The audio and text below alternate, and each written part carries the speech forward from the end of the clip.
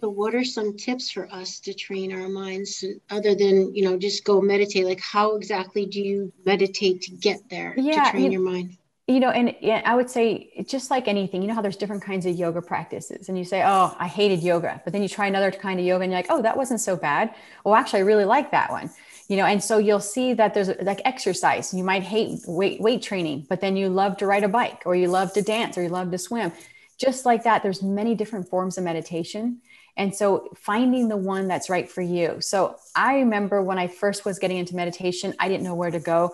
And some of my gurus talked about center point meditation. And that was just what, and so I thought, well, that's easy. You just pay you use your credit card and get a CD sent to your house. I think now it's all digital, but back then it was CDs sent to you. I got them too. Yeah. Yeah. And so that was easy for me. So I said, well, I'll just play the CD and I'll meditate for 20 minutes.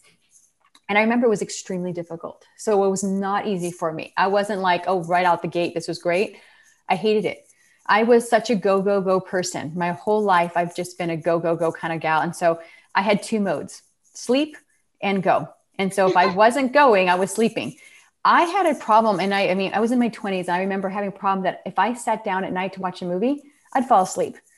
It was just like, sounds like me. Yeah, I could not sit still. Like if I went to a concert, like especially like a symphony concert, good night, that put me to bed. And I was very embarrassed. I was like, as much as I wanted to listen to music, or I just couldn't do it. And I thought, and in my mind, I thought, this is really bad. I'm in my 20s. And I thought, what am I going to be like when I'm 60, 70, 80? All I could think of is that, that grandmother in the corner that was at a party sleeping, I'm like, that's totally going to be me. I'm like, oh, I need to be able to sit still and keep my mind alert.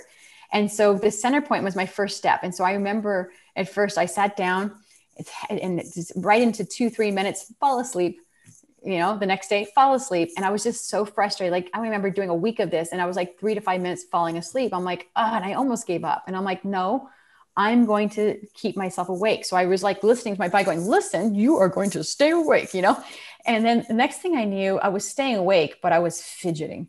It was just like, I had a watch on my wrist and I'd always open my eyes and check the time. Oh, 12 minutes, 14 minutes. Oh, come on, time, and I'd be like, and then I get 20 minutes. Good. I did 20 minutes. And it was just struggle. And I just kept on doing it. And I was just like, I know this is good for me. I know I need to do this.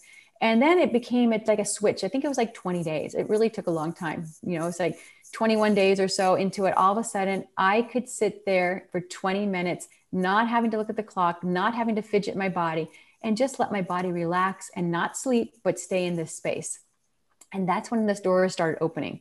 So find a CD or find something on YouTube or find somebody that you can listen to that will keep you awake and practice every day. And I found that I used to try to meditate at night, and that was probably the worst time, really, because that's when you're tired. So I would start meditating in the afternoon, around 2:00 in the afternoon. I was pretty awake at that time. And that was a really great time. I was a trainer at the time. And so I'd work out in the morning, see all my clients. And by the afternoon, it was my time. So it was like, I was done with work. I didn't have to think about clients.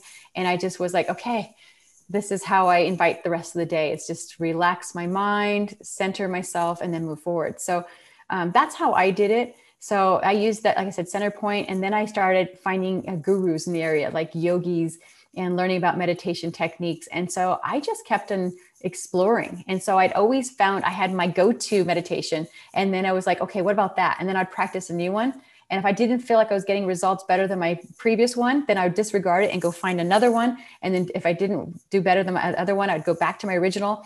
And I just kind of just searched for the answers to find the best meditation.